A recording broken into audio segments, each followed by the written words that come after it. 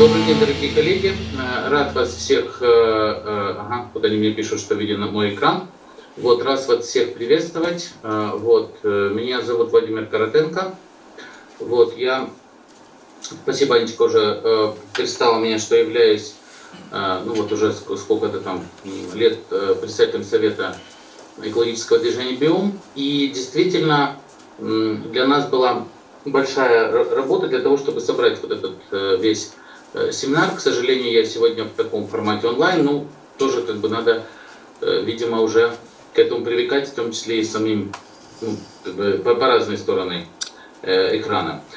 Я сам по профессии, по первой, то есть биолог, помимо того, что работаю с экологическим, очень давно в экологическом движении, но защищался по философии, поэтому еще и гуманитарный какой-то аспект несу, и поэтому, почему про это говорю, что постараюсь соединить и гуманитарный дискурс, и экологический, биологический, и, может быть, еще природоохранный. То есть задача не очень простая, но достаточно интересная. Хотел сказать, что рад уже был кого-то слышать, видеть, кого знаю, кого не знаю, надеюсь, еще узнаю в вопросах. Ань, у меня вопрос, что мы делаем со временем? Полчаса дашь? До часу? Давай, или не дашь? Давай полчаса. Да, давайте до часа. Да, до часа, а там тогда я сокращусь тоже. Да, полчаса. Я просто думаю, что вам можно, извините, коллеги, что влазю в программу, что, может быть, можно немножко обед договориться сдвинуть, потому что, в принципе, музеи потерпят, потому что следующий, я тоже бы хотел подсократиться, но сложность задачи объекта, я просто боюсь, что я не вырулю в сложности ситуации, поэтому, коллеги, прошу простить, я постараюсь быть быстрее, какие-то слайды пропустим, но задача была непростая. То есть вы, конечно, вы получите эту презентацию, и готов обсуждать всегда к вашим услугам, то есть, и спасибо за крестного отца. Если она меня слышит, то есть было очень, в смысле, я имею в виду, как раз. Это очень было приятно и нежно. Я надеюсь, что и дальше будет все у нас хорошо. Влад, я тоже рад видеть. Коллеги, кого знаю, всех очень тщательно слежу. Ань, тебе хотел сказать спасибо, что действительно, коллеги, только это не такие простые спасибо, потому что действительно, вы сейчас прямо увидите количество пересечений в этом выступлении между мной, например, и Иваном, то есть даже у нас там 2 слайда, я сначала думал убрать, не убрать, но презентацию послал раньше, поэтому даже время сэкономим, то есть похожие, то есть второе, что с Ангелиной это работа про будущее, прогноз или нелинейные истории, опять же мы пересекаем, и во многих ситуациях, то есть Андрей Олегович, тут будем дискутировать по ряду ситуаций, то может быть даже интересно, если ты дашь нам возможность развить. То есть много чего такого живостоящего в этом семинаре, поэтому это мне было важно. Значит, теперь что касается презентации, тематический дискурс, до того, как мы научились видеть его за 23-5 нашей жизни, мы попробуем поговорить про объекты и послания. Прелюдия к тому, что я хочу сказать, поэтому и так и тему назвали, то есть изменение климата, разнообразие, смещение СМИ, послания и метафоры. Но одна из ситуаций, которую я хочу сказать, что тот подход, по которому я буду сегодня говорить, он пронизан светом, духом нашего учителя Меджибара Чешупурова. Я, конечно, сошлюсь на него в каких-то слайдах, но просто хотел, чтобы мы помянули его светлую память здесь, среди, по крайней мере, тех людей, которые его знают, потому что когда мы были еще совсем маленькой, маленькой в плане молодой организации, то есть и были студентами, потом стали уже заканчивать, и получилось так, что Биом вначале был молодежным крылом Алине, знаменитого движения, экологического, которое вы знаете. И мы, что только мы не делали, Влад тоже, и к тем ходили, к этим ходили, то делали, и, я не знаю, наверное, нету, такого типа экологической деятельности, которую бы не делали. И заводы останавливали, сжигающие, в конференциях всяких участвовали, миллиард всего. Да, но, понимаете, проблема в том, что мы никак не могли найти вот до какого-то периода, да, то есть там лет 15, наверное, да, то есть 10-15 лет не могли найти смысла, вот базового смысла образования. К чему же прикладывать усилия? Так вот, я хочу сказать, что благодаря Эмилю Джапаровичу, вот вы услышите это в моей презентации, то есть мы нашли вот эту ключевую зону, и она как раз для нас связывает всю нормальность экологической деятельности, и политики, и информирования, и так далее, и образования. Поэтому я с удовольствием иду, значит, вот к этой презентации и попробую, да, значит, у нас появляются как бы наши первые слайды. То есть я хочу, чтобы вы просто на это как-то обмане на наших вот, ну вот, на ту ситуацию, про которую, который задает, в смысле, собственно говоря, тот смысл образования. Но первое, то, что я хочу сказать, это вот, я, наверное, не буду это сильно разворачивать, коллеги, но писать про, и Ангелина про это много говорила, спасибо большое, то есть это просто, может быть, немножко в другом формате. Я хочу сказать, что вот сама сложность дискурса об экологических объектах, да, вот она, то есть этот дискурс или вообще вот этот вот написание текста про этот сам рассказ про экологию, он уже очень энергоемок. В каком плане? Он требует личного осмысления и еще и требует ресурса осмысления в виде, ну вот как бы наукоемкости некоторой, да, то есть как бы, вот очень сложно сопоставлять единицы измерения, очень большое разнообразие объектов, и чаще всего это бывает очень, ну как сказать, вот очень сложно образовать смысл в этом разнообразии, да, то есть вот мы же часто очень накладываем на мир какую-то картинку и хотим сказать, а почему там у гидры вот так ноги устроены, а почему у пауков 8 ног, а у там других, ну вот у насекомых, например, 6, а почему их могут быть многоножки, да, это, коллеги, вы понимаете, что на эти вопросы очень сложно ответить, и никакая наука функционально на них ответить тоже не может. Мы знаем, что так случилось, да, и вот хорошей теоретической базы вот пока, ну вот у биологии нет. Может быть, как раз и говорят, что 21 век будет прорывом. Что имею под теоретической базой? База не систематизации каких-то объектов и складывания еще с времен Линнея в коробочке определенные, да, то есть как бы, а понимание того, вот как это вообще все устроено, как это есть, например, у физики или как это есть у химии, да, то есть когда-то там, кроме закона Менделеева или там закон там, вот, Ломоносовой таблицы Менделеева, но еще же и Бутлеров, например, открывает прекрасные законы, которые показывают, как связаны одни элементы с другими, по какой закономерности.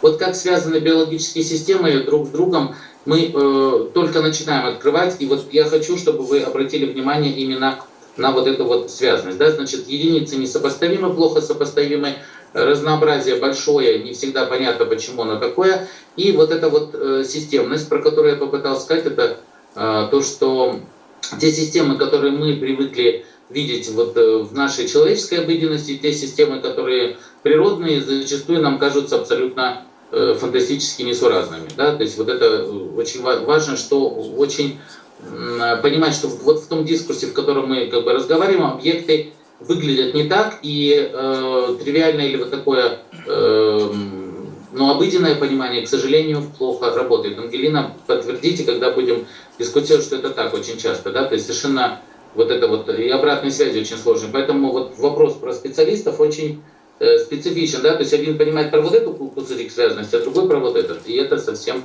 бывает разное. Вот, еще одна сложность с нами, вот с экологическим дискурсом, это в то, что время у нас долгое и сильно выходит за границы человеческой жизни, понимаете, да, то есть и объекты, которые, а мы в таких категориях очень плохо думаем, ну мы люди, да, то есть как бы здесь действительно вот эта проблема прогноза и будущего мы будем говорить, причем самое сложное в этой истории, что подключается порядок и символического воображаемого, то есть мы эти объекты воображаем, и самое главное, что по-разному, и сказать, что ты воображаешь вот так, а ты воображаешь вот так, и это вот сопоставимо с друг другом или нет, это очень сложно. То есть надо выстраивать специфические ну, такие конструкты, которые вот эти вот системы могут между собой соотносить. Поэтому очень сложно говорить вот, вообще о прогнозах, потому что чаще всего мы даже не воспринимаем негативный прогноз, да, то есть он чаще всего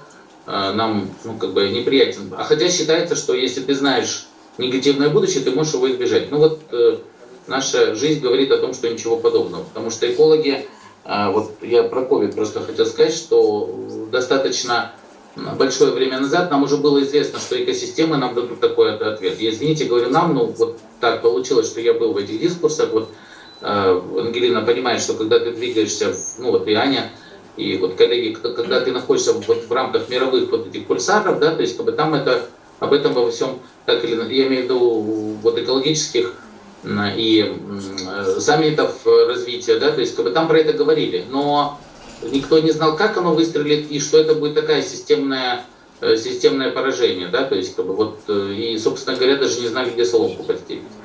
Вот. И, к сожалению, вот такие явления будут у нас все больше и чаще нарастать. Вот. Следующее – это уровни организации. Это самое, ну вот я уже про это говорил, да, то есть как бы, что они не совпадают, тоже могут быть по-разному организованы. Но самое жесткое уравнение – это вот отсутствие правильных языков описания. Посмотрите на эти кубики, да, то есть как бы, там могут быть одновременно совершенно разные, разнопорядковые вот, сослагательные. Вот. И, коллеги, здесь нам очень важно именно как людям гуманитарного склада, вот как ну, вот журналистам в данном случае, то есть искать адекватные языки описания. Я постараюсь дать, ну как бы, то есть понятно, что это язык метафор, да, то есть это базовое, но, понимаете, метафора метафоре рознь. И здесь надо понимать, что вот к живому чаще всего надо применять метафоры живого, да, то есть, как бы, а мы часто к живому применяем метафоры мертвого, и так, ну, не столько даже мертвого, сколько не живого, вот, в смысле слова. И здесь появляется очень много как бы, проблем, да, то есть, если хотите, про это можем говорить отдельно, потому что мы даже вот, с рядом коллег в биоме тоже мы говорим даже о языке сохранения и языке жизни, да, то есть, как бы, как описывать вот, процессы жизни. Вы знаете, например, что в физике вопрос о нелинейных системах был огромным прорывом. То есть у физики тоже такая проблема есть, да, то есть как описывать продолжающиеся нелинейные процессы. Но такая же проблема есть и у языка вот, описаний, то есть я имею в виду не научного языка, да, то есть а языка для коммуникации, чтобы удерживать вот эти вот процессы и объекты. Ну вот это как бы я хотел сказать, что мы осознаем эту сложность и готовы с ней работать, да. Вот. Еще один момент хочу, я не очень знаю, как у вас это смотрится, вообще в аудитории это красиво смотрится, то есть если вы видите этот кубик видно? Ань, помоги мне.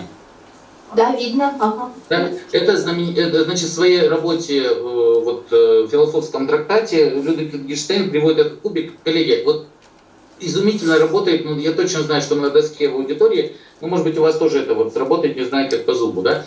То есть, если вы сосредоточитесь на стороне, вот где ААА, видите, да? Вот если вы просто взгляд сосредоточили на тех сторонах, которые обозначены буквой маленькими А, а потом переведете взгляд на буквы маленькие Б, то есть сосредоточитесь на стороне буквы маленькие Б. Происходит какое-то что-то с этим кубиком? Ну, если я не знаю, просто говорю, как это смотрится на вот, визуальной аудитории, но я хочу поиграйте с ним. Там проблема, что если ты правильно сосредоточишься, это реально работает вот даже ну, на листе бумаги. То есть это в книжке вот у него, в Гештейна можно, и этот работает, он вот начинает двигаться. То есть сосредоточился на одних сторонах. Он в одну сторону повернул, сосредоточился на других сторонах, кубик начинает двигаться в другую сторону. Коллеги, поиграйте, посмотрите, можете показать своим коллегам, детям, и так далее. То есть, как бы, почему я про это говорю? Что и Wittgenstein, и я сегодня хочу сказать, что очень важный угол зрения, под которым вы смотрите на объект. Объект будет менять свой характер в зависимости от того, на чем вы сосредоточились. На той или стороне, или на этой, на этом аспекте, или на этом. То есть, это невозможно говорить о вот, как бы, сложном дискурсе, да, то есть как бы не понимая, с какой стороны ты говоришь. Так вот, коллеги, самое ужасное, что я хочу с вами сегодня сделать, или с нами со всеми, я хочу, чтобы мы на процесс экологии смотрели только с одной стороны. Я хочу, чтобы мы смотрели только со стороны сохранения биоразнообразия. Вот это, наверное, я должен в этом признаться, да, и вот у меня тут вот взгляд написано, и что стоит видеть. Да, но начну я, как ни странно, не про... Ань, получилось с кубиком или нет? Скажи мне. Да, у меня получилось. Ну, Получилось. Вы что-то крякните, да? То есть, коллеги, у кого-то еще получилось? То есть Да, он тут прыгал. вот, да, Ну, прыгал. слава Богу. Мгм. А то я так тщательно готовился и вносил нам Получилось. господина Wittgensteina, это было не просто. Да, скажу, привет, просто Wittgenstein. спасибо. Да. Ну, вы можете нарисовать даже его у себя на, вот, как его зовут, да, Wittgensteinu передам обязательно. Вы можете даже у себя на бумажке нарисовать его и увидите, он будет прыгать, это правда. Вот, ну хорошо, коллеги, но до того, как я приду к биоразнообразию, я хотел вам показать вот эту историю про... Ой, что я делаю не так? Ага. Вот, историю про значит, погоды, да? Вот, Андрей Олегович, я просто про это всегда, я надеюсь, что в аудитории я просто не очень там всех вижу, но я просто вам хотел, коллеги, показать вот этот, вот даже на уровне этого различия, да, это ну, не для выучивания, да, то есть, но у нас постоянно эти два объекта, например, погода и климат, они путаются между собой. Совершенно по-разному устроенные понятия. Понимаете, да, то есть, как бы, когда вот то, о чем мы чаще всего говорим в обыденности, это чаще всего погода. Понимаете, да, про климат мы практически не рассуждаем ну, как бы сказать, вот в ежедневных практиках. То есть должна быть специально выделенная группа людей, у которых есть специфическая рефлексия, которая будет думать о климате. Понимаете, да, то есть, как бы, потому что это испокон века вот такое. Погоду фиксируем, климат это что-то долгое и далекое. Понимаете, да? Поэтому дискурс такой тяжелый и сложный. То есть погода, состояние атмосферы на данной местности характеризует теми или иными совокупностью, ну вот, метеорологических элементов. Что мы там имеем? Дождь, там, гроза и так далее, да, то есть ветер. Вот. И вот климат это на самом деле наибольшая характеристика погоды. И вот здесь, понимаете, я хочу сказать, что здесь опять работает жесткий этот закон перехода количества в качество, да, то есть весь набор, то есть климат это многолетний режим погод в том или ином регионе Земли, который определяется вот этими ну, как бы, условиями географии, там, склоном Солнца и так далее, да, то есть, как бы, вот, но, вы понимаете, вот эта совокупность, и она совершенно отличается от конкретной погоды. Погода – это дробленное понятие, да, то есть, как бы, более разбитое, с которым мы, как бы, ежедневно сталкиваемся, климат – более обобщенное понятие, и это, и вот в то, в каком режиме ты обобщаешь, да, то есть, как бы, от этого начинается совершенно разные могут быть выводы и прогнозы, да, вот этот момент, который я хотел тоже показать. Не моя зона, но учили также. Вот, единственное, что хочу показать вам метафору. Помните, я вам говорил о том, что метафоры мне очень нравятся, да, и вам этот, вот, в частности, что изменение климата – это разбалансировка и трансформация вот этих ансамблей погод. Видите, уже язык нас сам двигает, что есть какие-то ансамбли погод, и они могут быть сбалансированы, десбалансированы, то есть амплитуда колебаний. Собственно говоря, когда мы говорим об изменении климата, мы говорим об изменении амплитуд колебаний в определенных, ну, в пределах каких-то параметров. То есть либо они стабильно колеблются вот в этих параметрах, либо они не колеблются. И мне очень нравится, что вот определение Пауль Крудзен, да, то есть, кстати, он же вводит по понятию антропоцена, чтобы, ну, в один из тех, кто вводит это понятие, такой вот интересный человек, обратите на него внимание. Вот в список Ангелины можно его написать о том, что кто значим в мире, у кого можно брать интервью, да, то есть, как бы, и, ну, по крайней мере, читает работы. Так вот, здесь вот эта метафора, она говорит, климат это лабиринт погод. То есть, как бы, вот они погода, они двигаются в лабиринте. Но для нас важно, что бывают тупиковые, как бы, вот эти вот состояния, да, то есть, когда он нам совершенно не подходит, да, то есть, например, вот по каким-то параметрам, а бывает, ну, выходы какие-то. Поэтому вот эту метафору климат как лабиринт погод и ансамбли погод я хотел вам тоже подарить, как вот, ну, передать как слова, с которыми можно работать. Могу про это говорить долго, но времени у нас мало.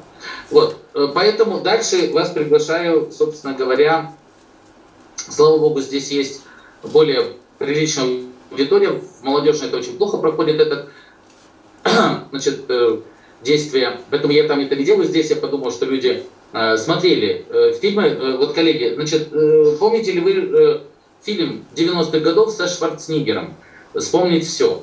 Я хотел бы услышать что-то из аудитории, да, помним немножко? Нет, ничего не помним? Нет, коллеги говорят, что помнят, да, помним. да, просто... Помним, да? Вот хорошо. Да, в микрофон скажите просто. Коллеги, значит, вот я хочу сказать, что вы знаете, вот за всю свою годы вот этого климатического дискурса или жизни, в том числе биоразнообразном климатическом дискурсе, я очень часто сталкиваюсь вот с этой вот метафорой того, что благодаря то ли этому фильму, то ли благодаря тому, что так легко думать, складывается ощущение, что у нас есть такой аппарат, да, то есть, который что-то делает с климатом, погодой. И стоит такое выключить, вот когда ты уберешь всю эту нефть, еще что-то, то включится какое-то хорошее, то есть плохой выключится, хороший включится, и погода, и там климат, и все на свете наладится. Да, то есть, ну, собственно говоря, вы помните, что приблизительно про это же говорил Иван Глоков, он говорил, ребят, ну, вот Бог его знает, что наладится, а что не наладится, да, то есть, слишком много мы чего разладили. Так вот, я хочу просто показать вот на этом примере, да, то есть вот фильм, там, значит, те, кто не видел, то есть я дал вот эти ссылочки, посмотрите, но это не на весь фильм, а на именно концовку. Вот, там идет речь о том, что вот как раз про Марс, вот, и я даю картинки, да, что вот, смотрите, вот эти, значит, два главных героя стоят перед некоторой марсианской аппаратурой, вот она вам представлена, которая, собственно говоря, которую надо включить, вот видите, это четырехпалая лапа, нажать вот эту штуку, вот пойдет этот зеленый свет, как было на предыдущем слайде, и, значит, какая-то супер технология, нам непонятно, ну какие-то раскаленные стержни куда-то идут. В общем, в результате того, что начнет образовываться вот это последний вот этот кадр, собственно говоря, кислород. И планета, которая, собственно, была без кислородная, где там все задыхались и никакой жизни не было, она приобретает атмосферу, и все как бы становится хорошо. Вот. И нам как-то интуитивно хочется, так же, как нам хочется верить в системы, связанные с Звездными войнами, что можно летать на этих кораблях, и что вообще у нас Вселенная покорена. Так вот, что, может быть, на других планетах при помощи каких-то суперзвездных технологий мы можем получать ну, как бы нормальный климат, и там появится атмосфера. Вот я хочу просто, чтобы мы с вами понимали, что на самом деле, что с точки зрения, ну, той науки, по крайней мере, которая у нас есть, это полный ужас и ерунда. Вот, конечно, то есть, как бы так атмосфера не получается и не складывается, по крайней мере, в той Вселенной или в тех вот параметрах, как мы говорят, зоны Златовласки, да, то есть, как бы, в которых мы живем, да, то есть, действительно, очень тонкие параметры того, что вот возможность образоваться жизни, и уж точно вот такими системами она не делается. Однако, при этом эта метафора, как ни странно, то есть при всей ее неадекватности, но ясности для понимания, мне нужна, потому что на самом деле, вот как ни странно, ее можно использовать совсем по-другому, потому что такой аппарат на Земле есть. Просто он не так функционирует и не так устроен. Я хочу вам как раз пригласить в космическое путешествие и показать, как устроен этот аппарат, да, то есть, как бы, но, к сожалению, там проблема, что одним нажатием одной клавиши ты ничего не исправишь вообще, как бы, то есть, как бы, там даже, наверное, клавиш нет. Понимаете, вот здесь проблема, что аппарат есть, а управляемости, системы управления нет. Представьте себе, что будет этот завод без вот этой системы. Понимаете, да, то есть, и он будет функционировать. То есть, как бы, то есть, ну, здесь была специально, оказывается, такая кнопка, куда даже человек с другого это мог нажать, и все как бы изменится. Так вот, проблема в том, что у нас все не так. Мне хочется, чтобы мы про это понимали. Вот я хочу, чтобы вы взяли этот кадр, запомнили вот про синее небо, потому что действительно синее небо — это кислородная атмосфера, да, то есть с водой, кстати. То есть оно здесь, в принципе, не должно быть, потому что это сухая планета, оно должно быть серебристое. Но если уж по-честному, ну, как бы, что такое должно быть, да? Вот, то есть, потому что пары воды, откуда там вот в этом кислороде вода? Ну, ладно, то есть на Марсе. Так вот, я хочу, чтобы мы запомнили этот синий кадр, и вот он у меня, так, коллеги, сейчас, секундочку, я прыгнул дальше.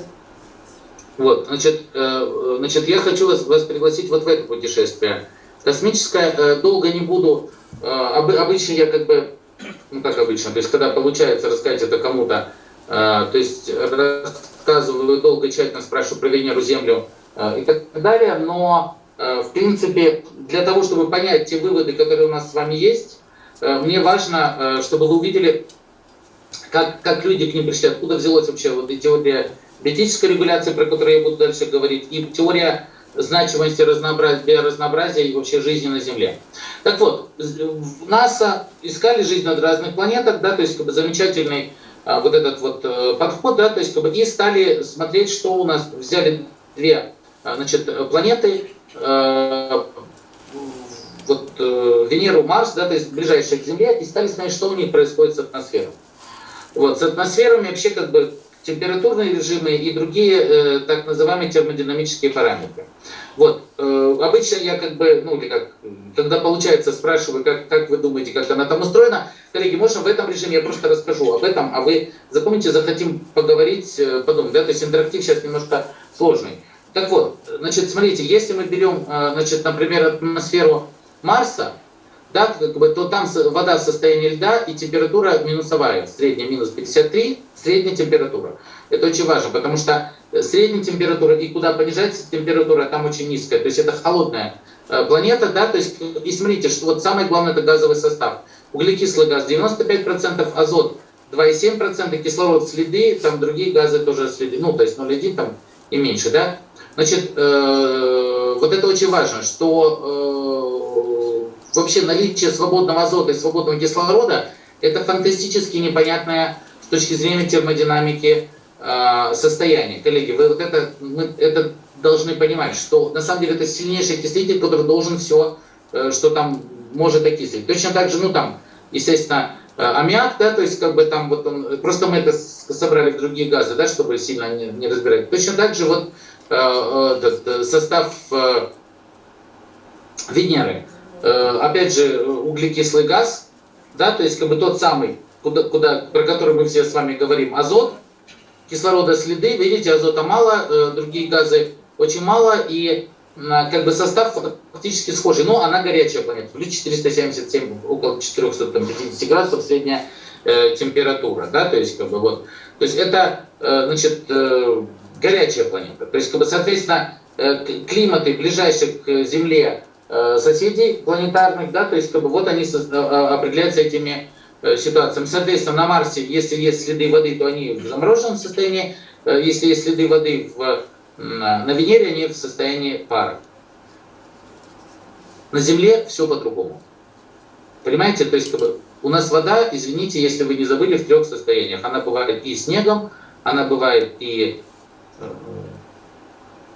ну, в смысле снегом, льдом, да, то есть, соответственно, паром и, соответственно, жидкой водой в морях и океанах и из кранов течет. То есть это фантастически, что вода, вот это удивительное вещество, находящееся в 3 агрегатных состояниях, это очень специфический диапазон температуры и вообще состояние, ну и, кстати, мы еще не брали давление и так далее, да, то есть, ну вот хотя бы по этим параметрам. Температура, значит, средняя плюс 15, да, то есть, как бы, ну, сейчас вот именно про нее и говорят, что вот она повысится или понизится, там, ну, в данном случае повысится. То есть вот на 1 или 2 градуса, когда вот этот мировой дискурс, это про эту температуру как раз говорят, про среднюю по планете, да, то есть как бы не конкретно где-то конкретной местности. Это тоже вот элемент обобщенного дискурса, не погода, а климат, когда мы говорим, да. Углекислый газ, вы видите, 0,03. Вы представляете, 95% в 0,03. Представляете, какая огромная разница. Азот, свободный азот 78%, кислород 21%, инертные газы. Абсолютно по-другому устроена атмосфера и температурные другие режимы. Так вот, почему мне это было важно? Потому что это исследование НАСА провели. Кстати, это в одном из учебников Удума написано. Кто знает экологию, те могут посмотреть. Вот есть однотомник, а есть двухтомник. Вот это там как бы тоже разбирается эта ситуация, ссылка на исследование есть. Так вот, там, правда, они чуть по-другому рассказывают, чем я, но не в этом дело. Суть в том, что когда НАСА стали думать о том, что такое, какая система приводит состояние Земли вот в то термодинамическое неравновесие, в отличие от 2 равновесных систем, под которыми мы говорим Венера и Марс, да, то есть в холодное и горячее состояние, да, то есть как бы Земля теоретически должна быть в таком же состоянии, но она почему-то в другом. Единственная система, которую находит, это жизнь.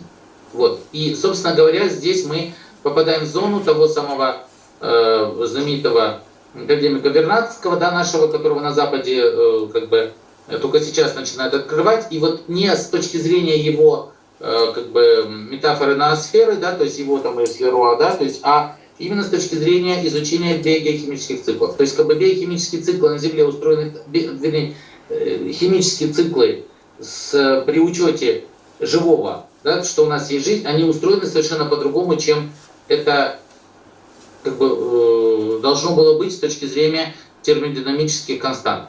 Понимаете, да, то есть жизнь настолько сильная константа, да, то есть которая превращает это все, одно состояние в другое. Вот я хочу, чтобы мы про вот это поняли. То есть жизнь — основа всей биохимии, которая есть, или, собственно говоря, всей химии, которая есть на Земле. Это очень важный параметр. Вот. И фактически, потому что климатический дискурс, вы же понимаете, что это дискурс о циклах, вот, о циклах, ну, мировых циклах, да, то есть, как бы, и вот мы попадаем теперь в зону того, о котором говорил Андрей Олегович, да, то есть, как бы, что, из чего складываются климатические параметры. И вот, смотрите, да, действительно важна инсоляция, она, ну, собственно говоря, как солнышко греет, да, то есть, как бы, с другой стороны, конечно, важен газовый состав атмосферы, он сам по себе уже формирует климат в ту или иную сторону, да, то есть, как бы, важны физические свойства поверхности, но не менее важен вот этот третий, вернее, вот здесь получается четвертый компонент, это биосфера. То есть наличие или отсутствие биосферы, как бы, собственно говоря, и формирует вот этот вот, вот этот механизм. Понимаете, да? То есть я просто вам хочу сказать, что вот этим аппаратом, которым у нас сейчас есть, является это наша с вами биосфера. То есть биосфера косвенно воздействует и на инсоляцию, и прямо воздействует на газовый состав атмосферы, и, собственно, на физические свойства поверхности. Все это говорит нам о том, что биота абсолютно четко участвует в формировании климата. И часто ее в нашем дискурсе недооценивают, в климатическом. Да? Там говорят, что болото и леса мы как-то еще готовы изучать и почву, но совершенно по-другому. Потому что вот этот вот техногенный подход, что мы к биоте относимся так же, как к выбросу автомобилей или заводов. Это неправильно.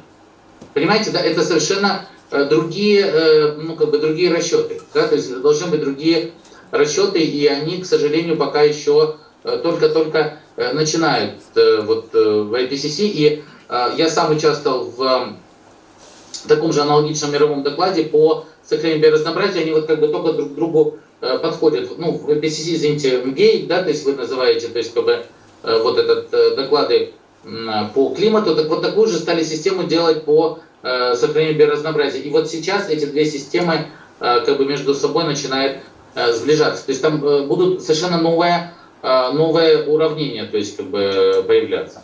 Вот, единственное, что я хочу еще показать, вот это на самом деле флешка, но я не знаю, как она будет здесь работать, поэтому мы ее пропустим, да, просто вы метафорически поймите, что вот с одной стороны это холодная, это там марсианская Земля, с другой стороны как бы состояние вот этой вот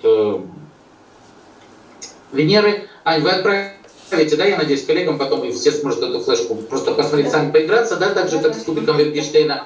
Вот. Проблема в том, что она, то есть, как бы, вот, ну да, вот я же знал, что это сейчас будет, ладно. Значит, что, коллеги, вот она, как бы, Земля качается в очень узком диапазоне, да, вот метафора этой картинки, вот этот узкий диапазон вот сверху, да, и вот весь этот узкий диапазон энергетический, да, вот что это энергия, да, то есть, как бы, он поддерживается жизнью. Вот я хочу, чтобы мы просто эту метафору запомнили, а поиграться с ней сможем и потом. Значит, пойдемте дальше.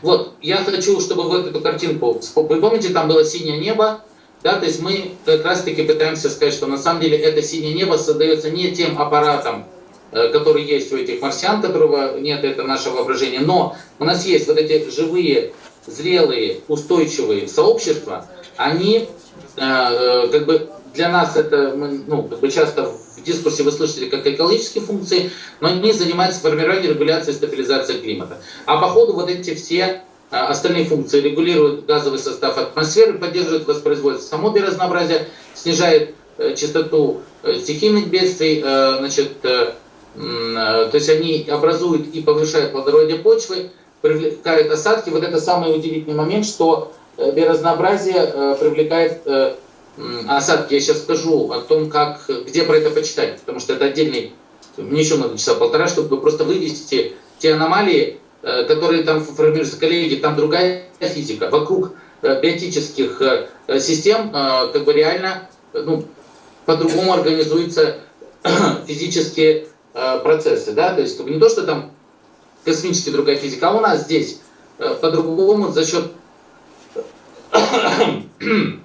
того, что живое по-другому устроено, за счет того, что вот этих мембранных структур, оно совершенно по-другому работает. Так вот, Земля — это суперсистема жизни. Почему проблема разрушения естественных систем такая самая страшная проблема, в том числе для нашего климатического дискурса? Потому что мы хотим вам донести и предлагаем вокруг этого строить вот все, чтобы вы, о чем бы вы ни разговаривали, думайте вот с этой позиции, с этого угла, как вот на том кубике Wittgensteina, что Земля — это суперсистема жизни, где биологические, физические и другие компоненты, да, то есть как бы они связаны между собой и, собственно говоря, создают вот этот вот все параметры окружающей среды, которые позволяют существовать жизни как таковой. Соответственно, вот этот тезис, он является базовым, у меня несколько раз он будет повторяться, я хочу, чтобы вы его запомнили, прониклись и понимали, что жизнь создает условия для жизни. Да, поэтому вопрос о нужны ли в Киргизстане, там, в городах парки, вообще не стоит.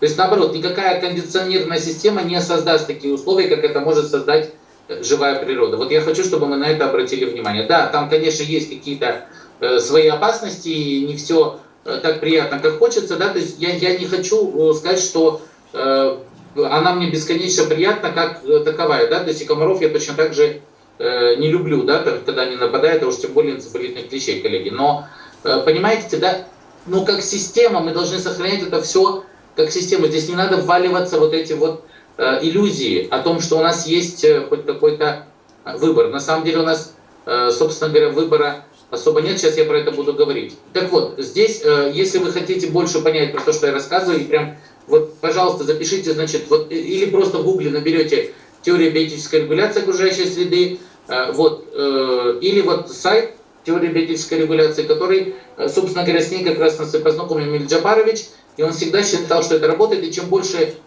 я сам с этим сталкиваюсь, сам делаю расчеты, пишу статьи и так далее, тем больше я понимаю, что этот концепт верен. Да? Естественные сообщества создают условия для существования самих себя и, соответственно, всего живого. И эти условия поддерживаются в узком диапазоне благодаря вот этим вот, жизни, да, то есть в течение нескольких уже миллиардов лет. То есть мы с вами живем вот в этом вот пространстве, созданного другим живым, да, то есть и в этом смысле проблема в том, что мы с вами в биосфере динозавровой, несмотря на то, что она нам прелестна и вот про парк юрского периода, да, то есть интересно, мы не можем в ней жить. Она просто другая. Понимаете, да? То есть вот я хочу, чтобы мы про это понимали, что мы и вот, пожалуйста, давайте не будем думать вот вообще в метафорах «Звездных войн» о том, что могут быть планеты, города. Не может быть. То есть, по крайней мере, там живого не может быть. Так вот, хочу вам показать просто вот этот вот дискурс на вот примере. Мы, кстати, сделали эту разработку как раз с Эмиль Джапарычем, но на основании другого знаменитого эволюциониста. Это вот тоже мы были знакомы, к сожалению, оба уже ушли, Андрея Владимировича Яблокова. Вот это он в своей работе сделал вот это вот, а мы ее доработали, да, то есть и поставили, кстати, здесь вот, пожалуйста, тех ящериц, которые, например, в мезозое у нас жили, в Англонгвисквама. То есть, если интересно, можем про это отдельно поговорить. Здесь гораздо интереснее, что именно в Киргизстане жили очень интересные, совершенно необычные с точки зрения морфологии и адаптогенеза динозавры, да, то есть, мелкие, правда. Так вот, я хочу, вот может, если вот видно будет, да, вот она, это вот зверюшка, про которую я как раз рассказываю. Вот, Лангвисквама. Так вот, значит, как раз вот этот вот, линия жизни, да, то есть планеты. И, понимаете, проблема в том, что биосфер было много, то есть вот это очень важно, но, по крайней мере, мы можем там две выделяет, это вообще легко, да, то есть мы говорим вот докислородная, посткислородная биосфера. Тимофеев Лисовский выделяет 5 биосфер. Коллеги, тут можно в дискурсе, вы поймите, что они сменялись. Вот биосферы сменялись, и это всегда было связано с изменением газового состава атмосферы. Вот это ужасно на самом деле, потому что то, что мы сейчас делаем с вами, и вот Канкун, да, то есть уже там признали о том, что 2010, да, по-моему, о том, что изменения климата происходят, и они происходят по вине человека, да, то есть, как бы, ну, вот, с их воздействием. То есть мы на самом деле делаем вот эту вот невероятную работу, которую раньше делали только микроорганизмы, да, то есть, как бы, и вот посмотрите, здесь, ну, я могу весь цикл тщательно написать, мне здесь важно, чтобы мы увидели переход вот этот, что все время от одной атмосферы переходили к другой, да, мы сейчас живем в окислительной атмосфере, которую мы превращаем в Бог знает что, и вот это, наверное, страшно, понимаете, да, то есть температура это следствие. Проблема в том, что мы разрушаем базовый механизм жизненного формирования жизни, да, то есть, как бы, вот, но это же график, но в другой метафоре, да, то есть, как бы, как вот условия среды, в которой мы не можем жить, это вот условия окружающей среды, в которой мы с вами живем, потому что мы с вами есть продукт цветковой биосферы, и как Эмиль Джабар, Царство Небесное, говорил, что мы поэтому дарим женщинам цветы, потому что вот, динозавры погибали, а мы вот это в этом живем, да, то есть, как бы, но проблема в том, что мы меняем условия существования в непонятную для нас форму, да, и вот этот вопрос, он как бы существует. То есть, как бы, вопрос-то в том, что биота останется, жизнь останется, нас с вами может не стать, а скорее всего. И вот эта проблема, самая большая проблема, и митигация, адаптация вообще вот этого дискурса, что выбора-то нет. И вот я хочу, чтобы вы обратили внимание на удивительный доклад, который делает вот в прошлом году он так и называется, доклад о человеческом развитии, антропоцен. Вот эта эпоха людей, вот так выглядит его обложка, да, то есть, как бы, он есть, кстати, сейчас на русском языке, можем в интернете найти, и там, ну, я, наверное, такого доклада, то есть выделяется отдельно там как раз те вещи, которые здесь говорится, то есть, как бы, что вот то, что, о чем я рассказываю, теперь, как бы, ну, как бы, признает и мировая практика. Я не стал сейчас, я хочу рассказать про принципы, не ссылаясь там на законы и нормы, хотя вот про Green Deal и про вот этот вот рамку, стратегию по сохранению биоразнообразия европейскую, я тоже хочу сослаться, потому что там все эти принципы так иначе заложены. Просто они, может быть, не в таком ну, как бы развороте, как я их вам преподаю, но тем не менее значимость биоразнообразия, да, то есть как бы так или иначе везде показано. Я хочу просто, чтобы вы на это обратили внимание. Антропоцен, эпох людей, то есть это такой период, когда мы превращаем уже появляются новые химические вещества, мы их переделаем. А мне на еду 4 еще надо. Хорошо? Вот, я хочу просто подойти. Да, вот, значит, мне просто важно, чтобы вы, коллеги, понимали о том, что все о том, что вот я, собственно говоря, закончил часть, здесь можно будет задать вопросы, но попозже, да, просто я хочу сказать, что вот самое ценное, что у нас есть, это та жизнь, которая создает условия для жизни, и в том числе для нашей. Но, коллеги, здесь надо еще один момент, который я, еще один апгрейд хочу сделать, это объяснить о том, что экосистемы бывают разные. Экосистемы рознь. Понимаете, да? То есть проблема в том, что разрушенная система так не работает. Понимаете, да? Если вот здесь вот это различие, оно очень тонкое. То есть, как бы, и вот, например, здесь мы очень долго работали, чтобы показать, вот вроде бы и то зеленое, и это зеленое. Но вот эти вот бузульник, крапива, щавель, конский, роза, каканский, у нас с вами этот, как мы его называем, шиповник, да, например, то есть, как бы, это показатели разрушенных сообществ. Понимаете, да, то есть они тоже могут быть, но работают по-другому. Значит, это сообщество находится в болезненном трансформированном состоянии. А вот эти вот виды, они работают вот совсем по-другому. Я хотел вам просто показать, это вот мы такую штуку делали, биом, вот тоже с Эмиль Джабарычем когда-то для именно, и там еще тогда наши ботаники, Лебедев, Ионов, у Лебедева и Ионов участвовали, то есть вот наша как раз разработка именно Академии наук, у нас в биоме очень много вот работ именно с академическим сектором. Так вот, мы делали такие индикаторные системы для лесников, чтобы они могли, вот эту экосистему надо сохранять, а с этой надо наоборот ее как бы приводить в порядок, понимаете? То есть вот здесь проблема, что объект сам по себе, а так вроде зелененькое, и то зелененькое, это зелененькое, понимаете, да? Но вот суть совершенно разная. Это разрушает и расползается травмирующая функция, потому что она энергию забирает на себя. Эта экосистема, как мы говорим, климаксовая, зрелое сообщество, она работает по-другому. Ну вот в другой метафоре это... секунду.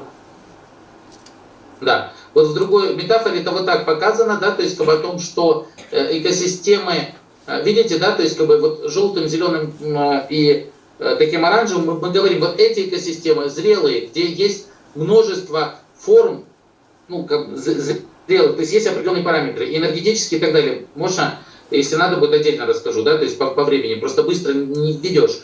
То есть как бы есть зрелые сообщества, есть сообщества растущие.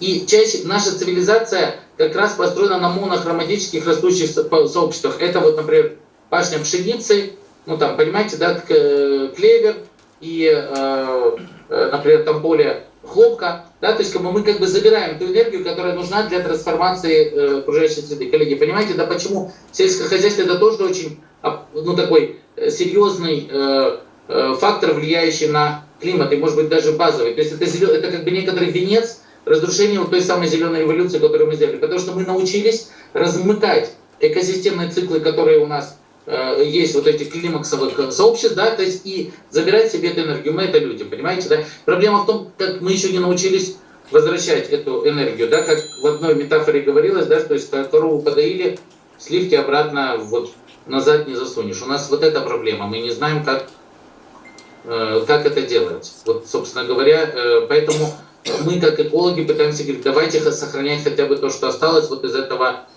климаксовых реальных сообществ. Да? То есть, как бы. Так вот, самое интересное, что вот эта вот схема связи, я ее обожаю, это состояние климата и вот этих вот сообществ. То есть не нарушено естественное сообщество, естественный климат, стабильный, не нарушено естественное сообщество, экосистемы, стабильный климат. Нарушенные естественные экосистемы, неустойчивый климат. И антропогенные разрушенные экосистемы — это вот эта вот климатическая катастрофа, где амплитуды, неважно где холоднее где-то, то есть амплитуда, то есть климатическая система разрушается. Разрушаются регуляторные механизмы. Понимаете, да? То есть, как бы, и вот это самое главное. Поэтому мы говорим, для того, чтобы вернуть вот эти интуитивно, все про это понимают, но я вот вам эту основу хочу, чтобы вы увидели, что митигационные практики направлены на то, чтобы как раз вот этот зеленый квадрат увеличить. Вот еще одна проблема, с которой я хочу, чтобы мы ну, как бы просто услышали и глубоко не пойду, то, что жизнь — это явление уникальное, никто не знает, как про нее разговаривать. Видите, для нас жизнь, она может быть символическая. То есть и в этом смысле в гостиницах часто, помните, стояли там красивые цветы, орхидеи из пластмассы, которые выглядели лучше, чем орхидеи реальные. Да? Но сейчас, правда, уже реальные орхидеи, которые как бы выглядят лучше, чем пластмассовые, но тоже не работает. Проблема вся в том, что оно не работает как живое. Понимаете, живое работает только в системе. Да? И вот проблема в том, что нам надо научиться вот эти вот, видите, как бы научиться понимать, что это не метафоры, а жесткая реальность. Да? То есть как бы о том, что жизнь — это не свойство отдельного организма, а свойство биосферы в целом. Естественно, экосистема производится матрицы жизни. И вот если эти матрицы потеряны, мы ничего подобного создать не можем. Вы понимаете, мы не можем создать живую клетку. Мы можем что-то манипулировать с уже существующими клетками, но сами создать жизнь мы не можем. Вот это очень важно понять, что вот эти экосистемы, то есть эти матрицы жизни надо сохранять. Ничто не созданное человеком не в состоянии заменить биосферную функцию. Вот. И все созданное человеком несколько порядков проще, чем самая простая живая система. Вот по Шукурову, поэтому я хочу, чтобы эти тезисы, метафоры вы просто брали и их могли разворачивать. Коллеги, они очень легкие. То есть, как бы, кстати, у нас на сайте прекрасно есть подборка его дивных работ и Мельджабарыча, и вот я советую просто их брать для этого. Вот по Лакану, да, то есть, когда вас или нас спрашивают, шлёк или жизнь, выбора нет. Понимаете, да, то есть, если ты выбираешь не жизнь, то есть, на самом деле никакого выбора нет. Все вопросы экологии связаны с жизнью. И для ее вот продолжения надо придерживаться определенных правил, про которые как раз говорил в том числе Иван. Вот сейчас у нас вы увидите, ну это метафора, да, то есть как бы смотрите, это ладно, если это просто вода, а если это кислотный дождь, то как бы вот такой зонтик не работает. То есть если порушена экосистема, они не работают, и соответственно вот этот принцип, который у Алисы в «Стране чудес» был о том, что она выпила бутылочку с надписью «Яд» и почувствовала легкое недомогание, в экологии не может быть. Мы умираем от ядов и задыхаемся в этих светах. Смотрите, вот это тоже гринписовская карта. Вот как бы глубоко не буду показывать, но всем ясно. Смотрите, темно-зеленым это были зоны, вернее светло-зеленым это зоны, сколько лесов было на Земле. В Манасе написано о том, что от Таласа до Иссыкули он прошел под кровом леса. То есть леса покрывали все, понимаете, да, практически пространство. все поразрушали. Это вот сейчас то, что осталось, а в этом году это там десятилетней давности карта, то есть сейчас еще меньше, я даже боюсь ее показывать, просто вот эти зеленые точки исчезли. И вот 3, пожалуйста, самые большущие зоны разрушения жизни. То есть есть зоны воспроизводства жизни, есть зоны разрушения жизни. Коллеги, Киргизия еще пока в зонах воспроизводства жизни, ну и Центральная Азия, в принципе, вся. Нам нельзя уйти в другую сторону. То есть я хотел про это тоже сказать, что нам и для нас это очень важно. Ну вот она, это система, про которую говорил Иван, я на ней не буду останавливаться, потому что, видите, то же самое, это вот утрата биоразнообразия, самый большой потеря. Но мы знаем принцип, как должно быть. Мы знаем, что у территории должно быть, чтобы земля сохранилась, должно быть 10% урбанизированных территорий, 30% сельскохозяйственных, 60% дикой природы. Вот этот принцип, который, к сожалению, нельзя обмануть, что ли. То есть мы будем к нему возвращаться. Вот этот, я очень люблю этот слайд, тоже Мирджапаровичем делали. Вот этот, сколько, вы посмотрите, что с Центральной Азией. Вот на этот слайд он очень хорошо показывает, что у нас будет с климатом. Мы в основном это пустыня. Вы видите, да? Соответственно, если мы не будем правильно организовывать управление биотическими системами, то оно и все превратится в пустыню. И здесь надо говорить, что если вы хотите понять, то биотический насос у нас не пустыня только потому, что климатические системы раньше, то есть биосистемы раньше закачивали воду из океанов и морей в центр континента. У нас вся вода, она закачана при помощи экосистем. Я могу про это рассказывать, но это отдельный цикл. Просто хочу, чтобы вы на это... Значит, на что обращать внимание? Тут уже просто картинки, не буду сильно останавливаться. Возьмите презентацию, берите каждый элемент. То есть, с одной стороны, надо останавливаться на природных механизмах, да, то есть как бы это фундамент причины и следствия, на социальных механизмах, прогнозах и что им можно делать. Вот прогнозы и динамики нам как раз надо. Ну вот модель устойчивого развития, мы ее рисуем по-другому, потому что мы считаем, что фундамент всего эти самые экосистемы. Видите, если фундамент разрушится, то и искусственные экосистемы исчезнут, и культура, и экономика, вот эти вот все настройки, они тоже просто развалятся. Очень важно понимать послание, что не любая наша посадка работает. Вот эти павловнии, которые вы выращиваете на иссыкуле, они не работают как биотические системы, например. Да? То есть как бы у нас должны быть из бигноневых, да? То есть как бы они же катальпы, да? То есть у нас должны быть сложно организованная система. Вот знаменитый тезис, в том числе Global Forest Coalition, да, который она является, это о том, что forest are not plantation, да? То есть как бы плантация это не лес. То есть плантация несет другую характеристику, я хочу, чтобы вы на это обратили внимание. Ну вот про социальные механизмы миропотребления вы даже больше меня знаете. Вот про то, что Аня говорила про Орхусскую конвенцию, которая с нашей точки зрения является одним из тех механизмов, которые могут регулировать. Запомните эти слова, запомните этот символ и как бы можете с этим работать. Да? Ну вот это вот как раз прогноз Эмиля Джапаровича, да, он говорит о том, что я просто показать его картинки, что же ты предсказывал, повышение уровня моря. Ну вот была ошибка в прогнозах. Вот видите, к чему ведут ошибки в прогнозах. Вот это то, к чему нас привязывает, что надо заниматься этим углеводородами. Коллеги, не в этом проблема. Углеводороды важны только в том случае, если из-за них уничтожаются экосистемы. То есть не столько проблема вот в нефти. Нефть проблема для экономики, да, для жизни нет. Для жизни проблема в экосистемах. Я хочу, чтобы мы на это обратили внимание. И вот здесь смешная тоже рисунок Эмиля Джапаровича. Дожили, что климат стал изменчивой погодой, да, то есть как бы, что помолчи, еще хуже накаркаешь. А что может быть хуже? Да вообще климата не станет. Ну вот это то, к чему. Вот те динамики, про которые говорил предыдущие коллеги, да, я тоже не буду на них останавливаться, это прогнозы.